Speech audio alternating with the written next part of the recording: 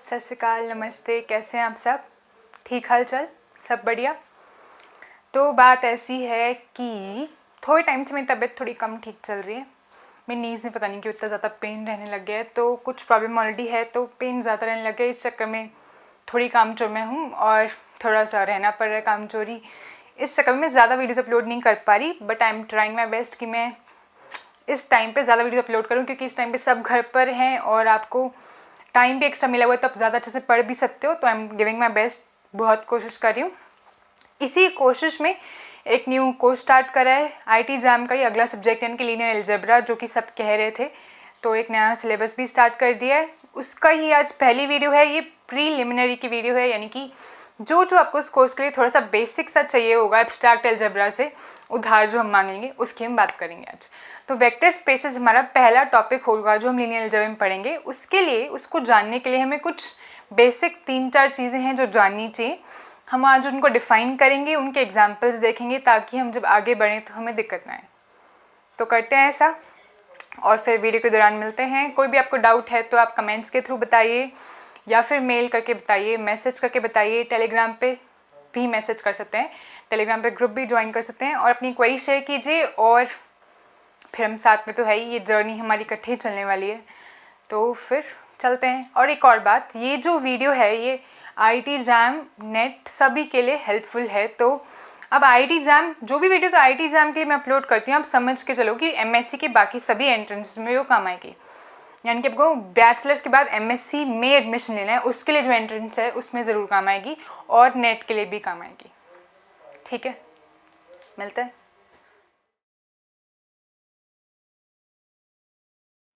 तो आज का जो हमारा बेसिक मोटिव रहेगा डिस्कशन का, वो रहेगा लीनियर अलजेब्रा का इंट्रोडक्शन।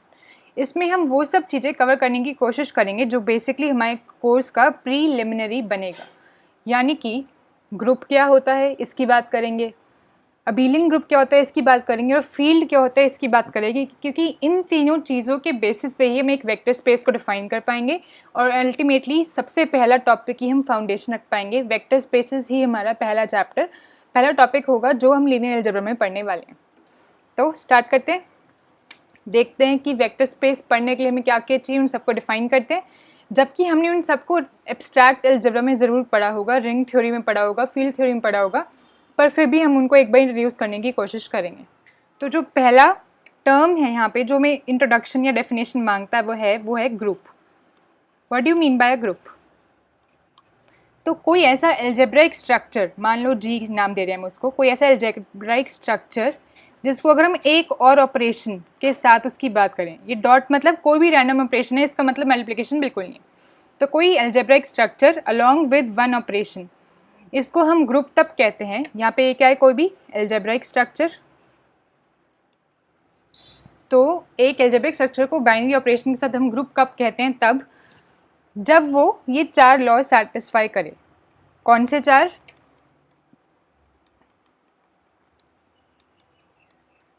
पहला, क्लोजर प्रॉपर्टी। अब क्योंकि वो बाइनरी ऑपरेशन है तो वो क्लोजर प्रॉपर्टी ऑब्वियसली सेटिस्फाई करेगा ही, तो बाइनरी ऑपरेशन बोलने के साथ ही ये वाली प्रॉपर्टी तो ऑब्वियसली सेटिस्फाई हो गई है। अगला है एसोसिएटिव लॉ।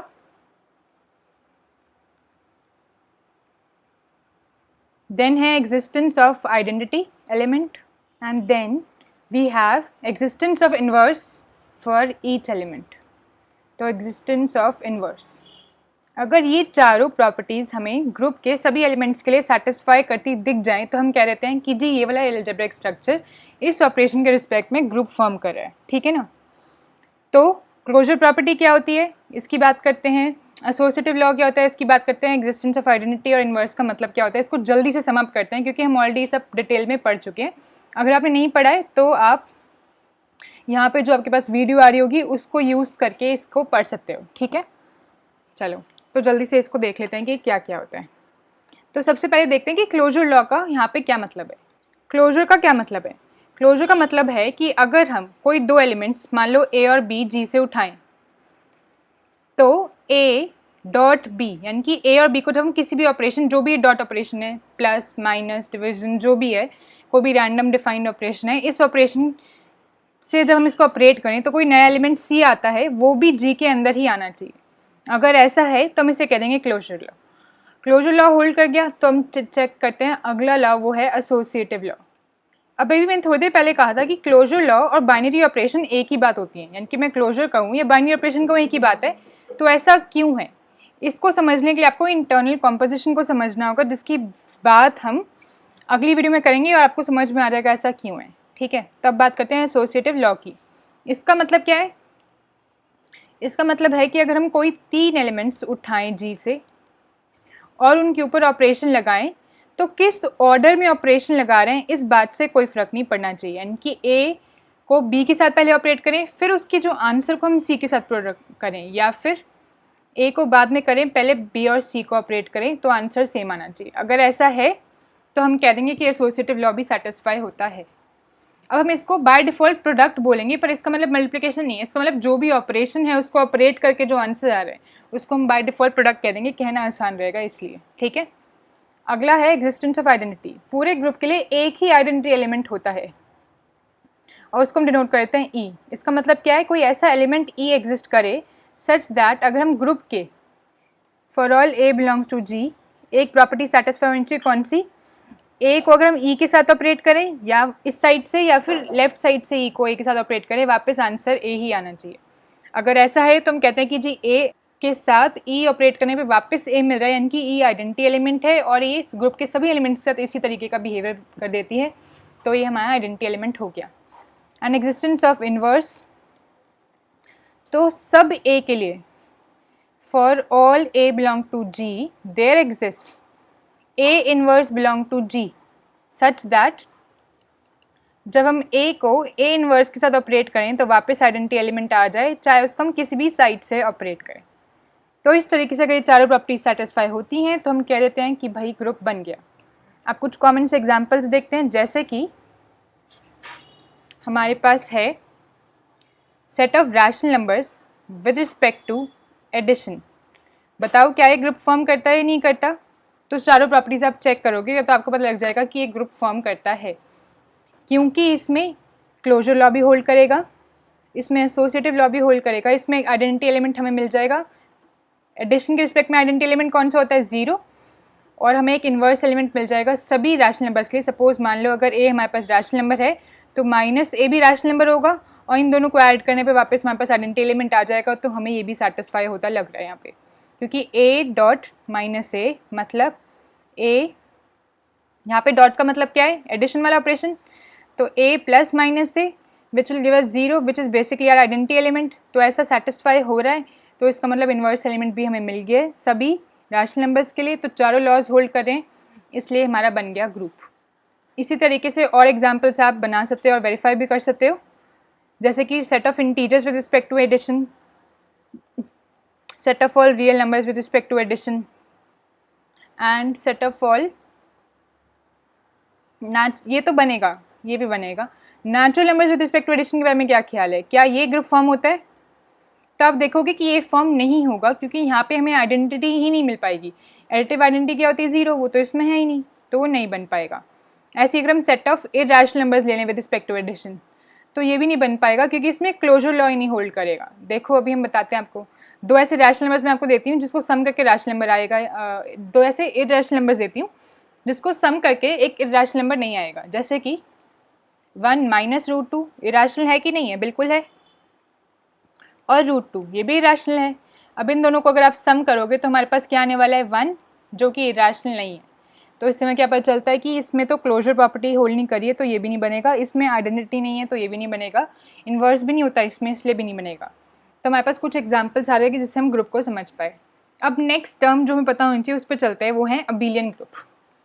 यानी कि कब ग्रुप को हम अबेलियन ग्रुप कहते हैं। सिर्फ एक वर्ड जोड़ा है, तो इस एक वर्ड से बस एक प्रॉपर्टी ऐड होगी, वो होगी कम्यूटेटिविटी। अबेलियन मतलब कम्यूटेटिव भी होनी चाहिए, ग्रुप के सभी एलिमेंट्स कम्यूटेटिव होने चाहिए। इसका मतलब, अब कम्यूटेटिव प्रॉपर्टी का क्या मतलब होता है? इसका मतलब ये है कि अगर हम कोई दो एलिमेंट्स को ग्रुप से उठाएं और उसके ऊपर इस तरीके से ऑपरेशन लगाएं तो उनको आगे पीछे भी कर दें तो भी आंसर सेम रहना चाहिए। अगर ऐसा है फॉर ऑल ए कमा बी बिलोंग्स टू जी, तो हम कह देंगे कि कम्यूटेटिविटी भी होल्ड करती है। ठीक है, अब कम्यूटेटिविटी के एग्जांपल्स देखते हैं। तो आप देखोगे कि ये वाला जो ग्रुप है ये अबेलियन ग्रुप ही बनता है हमारा, ये भी हमारा अबेलियन ग्रुप है। ये भी हमारा अबिलियन ग्रुप ही बनता है। तो बाय चांस हमने जितने भी एग्जाम्पल्स करें हैं वो अबिलियन ग्रुप के ही करें, तो ये हमारे पास अबिलियन ग्रुप्स ही हैं। तो आप बोलोगे कि अब कोई ऐसा एग्जाम्पल भी तो जो कि अबिलियन ग्रुप नहीं है, तो वो भी दे देते हैं आपको। सेट जनरल लीनियर ग्रुप, इसके बारे में आपने सुना है? ये मैट्रिसेस का ग्रुप होता है। मैट्रिसेस का ग्रुप वो मैट्रिसेस जो n क्रॉस n मैट्रिसेस हो। यहाँ पे n का मतलब है कि n क्रॉस n मैट्रिसेस हैं। r का मतलब है कि उस मैट्रिक्स की सारी एंट्रीज रियल नंबर से आएंगी। और जनरल लीनियर का मतलब है कि वो एक ऐसा मैट्रिक्स होना चाहिए जो सिंगुलर ना हो, यानी कि जिसका डिटर्मिनेंट जीरो ना हो। तो सारे non zero n cross n square matrices इस ग्रुप में आते हैं। तो आप देखोगे वो एक ग्रुप तो फॉर्म करता है, पर ये नॉन अबिलियन ग्रुप फॉर्म करता है, क्योंकि हमें पता है कि मैट्रिक्स की मल्टीप्लिकेशन कैसी होती है, कम्यूटेटिव नहीं होती ना। तो ये नॉन अबिलियन ग्रुप फॉर्म करता है with respect to usual multiplication of matrices. With respect to usual multiplication of matrices, वो आप डिफाइन कर देना, यूजुअल मल्टीप्लिकेशन ऑफ मैट्रिसेस।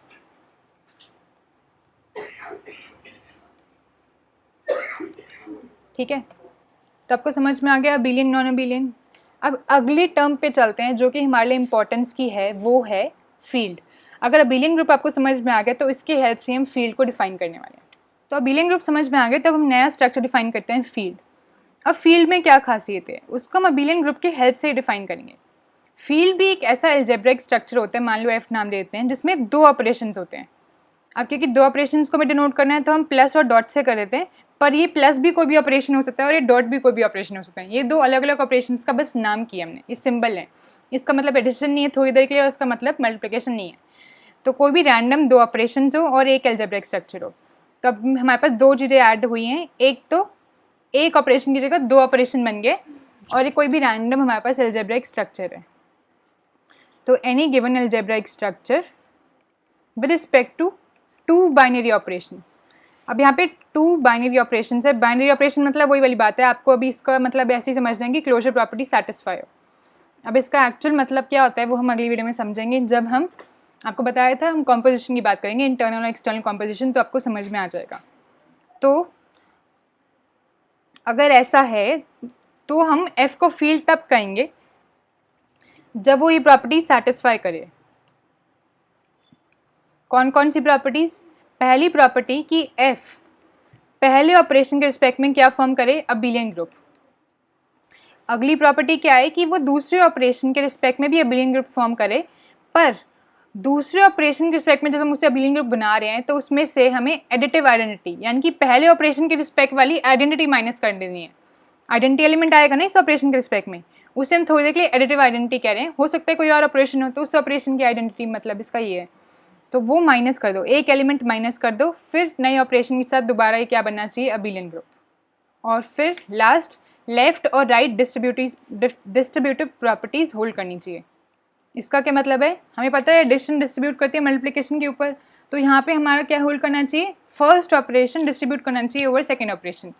यानी कि कौन सी दो प्रॉपर्टीज़ की हम यहाँ पे बात करें, ये वाली।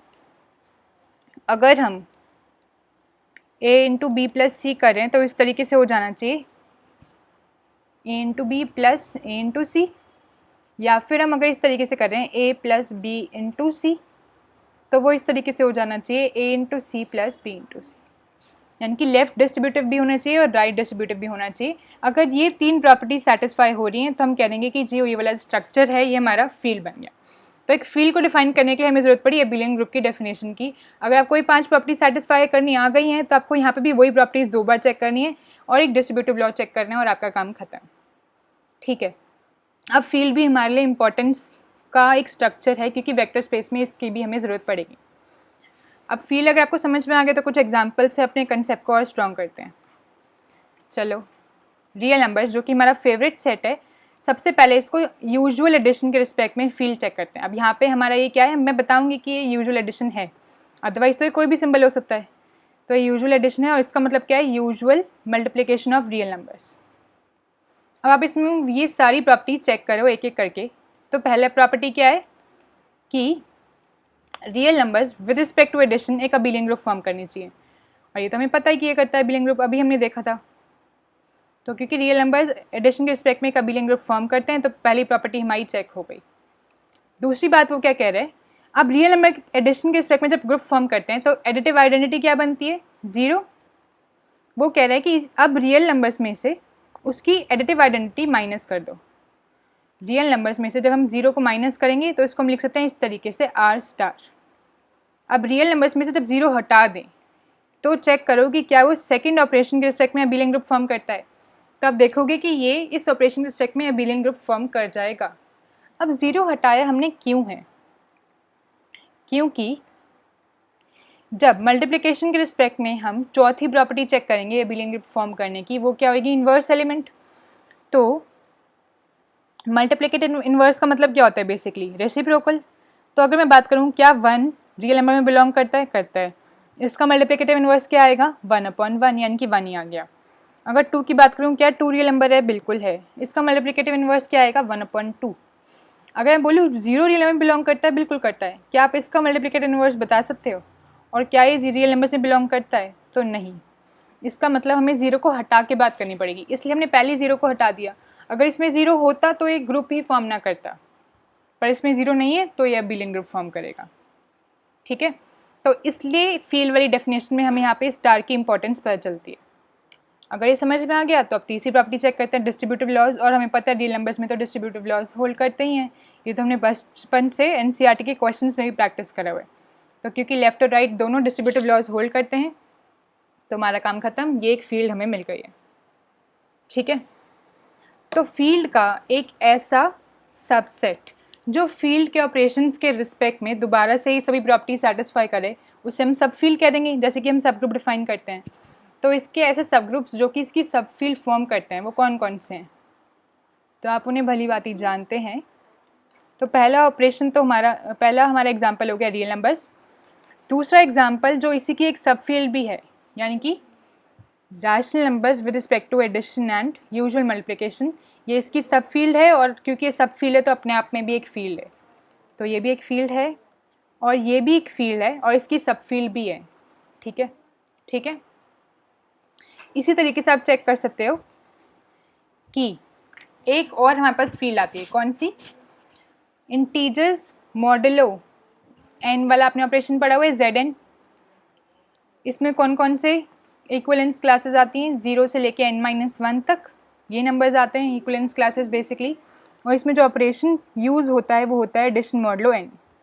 इस ऑपरेशन के रिस्पेक्ट में ये अबेलियन ग्रुप फॉर्म करता है।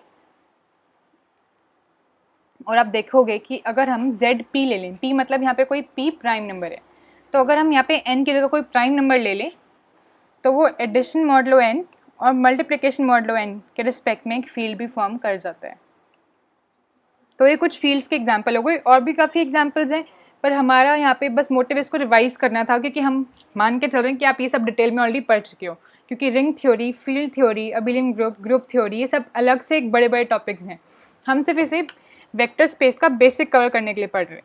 ठीक है, तो अगर आपको आज की वीडियो के हिसाब से ये सब समझ में आ गया, क्या क्या अबेलियन ग्रुप क्या होता है, फील्ड क्या होता है, उन दोनों के एग्जाम्पल्स, और ग्रुप के बारे में अच्छे से समझ में आ गया, तो अगली वीडियो में हम आगे बढ़ेंगे, इंटरनल और एक्सटर्नल कॉम्पोजिशन की बात करेंगे और फाइनली वेक्टर स्पेसेस को डिफाइन करेंगे।